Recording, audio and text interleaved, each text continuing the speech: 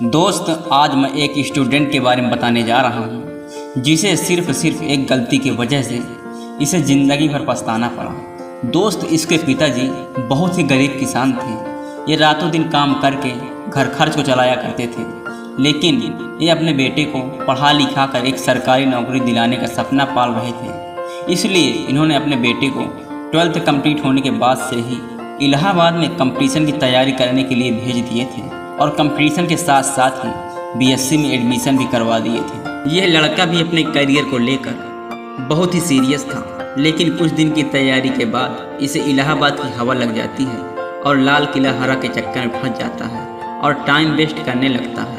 अब आप तो समझ ही गए होंगे कि मैं क्या कहना चाह रहा हूँ। यह लड़का दरअसल प्यार के चक्कर में पड़ गया था। और दोस्त, मैं क्या बताऊँ, इसके बाद जो पढ़ाई के प्रति सीरियस था वो लूजनेस में बदल जाता है। इसे तो लगने लगा कि यार अभी तो बहुत समय है, अभी तो ग्रेजुएशन कंप्लीट होने में 3 साल बाकी है और तैयारी तो मैं 6 महीने में कर दूंगा, क्योंकि कोर्स 6 महीने का होता है। लेकिन शायद इसे ये नहीं पता था कि उस 6 महीने में पढ़ाई गई चीज़ों को पूरा करने में बहुत समय लगता है। और इसी गलतफहमी में जीने लगा, पढ़ाई कम प्यार का चक्कर ज़्यादा करने लगा। हालांकि बीच से रियलाइज़ होता था कि मैं बहुत गलत कर रहा हूँ। लेकिन दोस्त, जो इस चक्कर में पड़ जाता है ना, वो इतनी आसानी से बाहर नहीं निकल पाता। ये जीवन की सच्चाई है, जितना जल्दी समझ लो उतना ही बेहतर होगा। ये लड़का इसी तरह अपने जीवन के 3 साल ऐसे ही बिता दिए और अभी तक क्लास का चक्कर लगा रहा था। लेकिन दोस्त, आप सच्चाई से कुछ दिन मुंह मोड़ लेते हो, लेकिन एक न एक दिन आपको ज़रूर समझ में आ जाती है।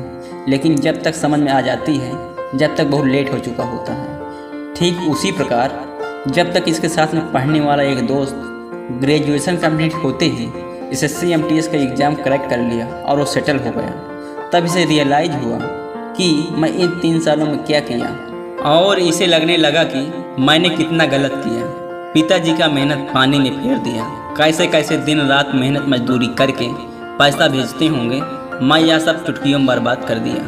यह लड़का को सारा कुछ दिखने लगा था, लेकिन जब तक बहुत लेट हो चुका था। और दोस्त, इसी समय उसके पिताजी कॉल करते हैं कि बेटा, माँ की आंखों का ऑपरेशन कराना है, लेकिन पैसे नहीं हैं, लेकिन सारा पैसा तेरी पढ़ाई में लगा दिया है। बेटा, तुम्हारा सिलेक्शन कब हो रहा है? तो दोस्त, ये लड़का कुछ नहीं कह पाता, क्योंकि ये लड़का 3 साल में पढ़ाई के अलावा सब कुछ तो किया था, लेकिन पढ़ाई नहीं किया था। ये लड़का फ़ोन पर सिर्फ रोता रह गया, फिर बोला, पिताजी कोई एग्ज़ाम नहीं निकला है।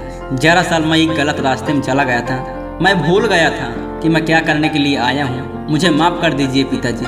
दोस्त, इतनी बात सुनकर उस लड़के के पिताजी शौक हो गए और सोचने लगे कि मैं क्या सोच रहा था और क्या पाया। मैं सोच रहा था कि अब दुख की घड़ी बहुत जल्दी ख़त्म होगी, लेकिन सारी उम्मीद ने पानी फेर दिया। अरे, मैंने तुम्हारे लिए क्या नहीं किया। अपनी ज़मीन के 90% हिस्सा इन 3 सालों में बेच दिया, ये सोचकर कि मेरा बेटा शहर में जाकर अच्छे से पढ़ाई कर रहा होगा। लेकिन जो तुमने कर दिखाया ना, अब लग रहा कि सारा सैक्रिफाइस व्यर्थ चला गया। अरे बेटा, सोचो उस माँ पर क्या बीतेगी जो माँ अपनी आंखों का ऑपरेशन नहीं करा रही थी। बोलती थी कि बेटा जब सेट हो जाएगा ना तो मैं ऑपरेशन करा लूँगी, परंतु बहुत अच्छा किया बेटा, बहुत अच्छा। दोस्त, अब इसके पास रोने के अलावा कुछ नहीं बचा था और मजबूरन में इसे दिल्ली जाना पड़ा और 9,000 की प्राइवेट नौकरी करना पड़ा। और जो सपना इसके माँ बाप देख रहे थे वो केवल सपना ही रह गया। दोस्त, अगर आप भी ऐसी गलती कर रहे हो, पढ़ाई को प्रायोरिटी नहीं दे रहे हो, तो शायद आपका भी एक दिन यही हाल होगा। कड़वी है लेकिन सच है। इसलिए दोस्त, समय रहते खुद में सुधार कर लीजिए, क्योंकि समय के पास इतना वक्त नहीं कि वो आपको दोबारा समय दे सके।